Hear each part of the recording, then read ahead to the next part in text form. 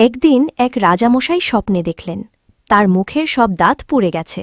তিনি খুব চিন্তিত হয়ে এক জ্যোতিষীকে ডেকে পাঠালেন এবং স্বপ্নের কথা বিস্তারিতভাবে বললেন। প্রথম জ্যোতিষীটি স্বপ্নের ব্যাখ্যা করে বললেন, মহারাজ, এই স্বপ্নের অর্থ হল আপনার চোখের সামনেই আপনার পরিবারের সকল প্রিয়জন মারা যাবে, আপনি একা বেঁচে থাকবেন। এই কথা শুনে রাজা ভীষণ রেগে গেলেন। এমন অশুভ কথা বলার জন্য তিনি সেই জ্যোতিষীকে মৃত্যুদণ্ড দিলেন। পরে রাজামশাই আরেকজন জ্যোতিষীকে ডেকে পাঠালেন এবং একই স্বপ্নের কথা বললেন।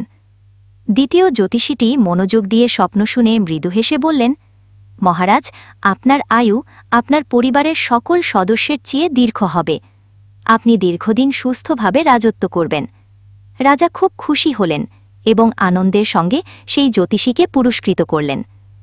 দুই জ্যোতিষী একই অর্থ বললেও পার্থক্য ছিল কেবল কথা বলার ধরনে। একজন পেল মৃত্যুদণ্ড আর অন্যজন পেল পুরস্কার। তাই বলা যায়, কথা বলার ভঙ্গিই পারে আপনার ভাগ্য নির্ধারণ করতে।